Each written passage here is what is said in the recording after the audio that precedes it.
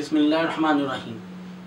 मशहूर ये है कि दमा दम के साथ जाता है, यानी कि दमा ऐसा मर्ज़ है जो ज़िंदगी लेकर जाता है, ख़त्म नहीं होता। जबकि कुरान थेरेपी के अंदर दमा दम के साथ नहीं बल्कि दमा सूरह रहमान के दम के साथ चला जाता है।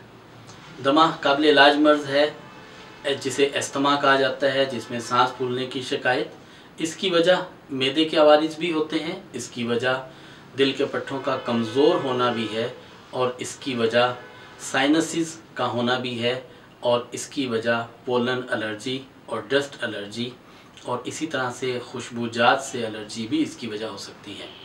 दमा किसी भी वजह से हो, इसके मुकम्मल इलाज के लिए एहतमाम कीजिए, गर्म पानी का इस्तेमाल कसरत से करें। इसके अलावा कुरान थेरेपी से इलाज के एतबार से सदका दें, नमाज की पाबंदी रखें। मंजिल एक बुकलेट है जिसमें 33 आयात हैं। इससे आसेब, बदनज़री, जादू, इसके असरात मुकम्मल होते हैं। इंसान के ऊपर से स्ट्रेस, टेंशन, एंग्ज़ाइटी, बेजा खौफ ये ख़त्म होता है, और स्ट्रेस, एंग्ज़ाइटी, टेंशन ये चीज़ें भी दमा की एक बड़ी वजूहात में शुमार होती हैं।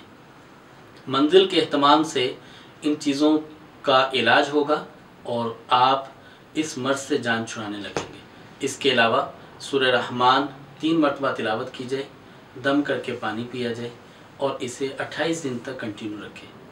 सूरह रहमान की तिलावत करने से, इसकी तिलावत करने के बाद अपने ऊपर दम कर लेने से, इसकी तिलावत के बाद पानी पर दम करके पानी पी लेने से दमा का मर्ज़ बिल्कुल जड़ से ख़त्म हो जाता है और मरीज़ एलर्जी से बिल्कुल फ्री होकर कामयाब ज़िंदगी और खुशगवार ज़िंदगी गुजार सकता है।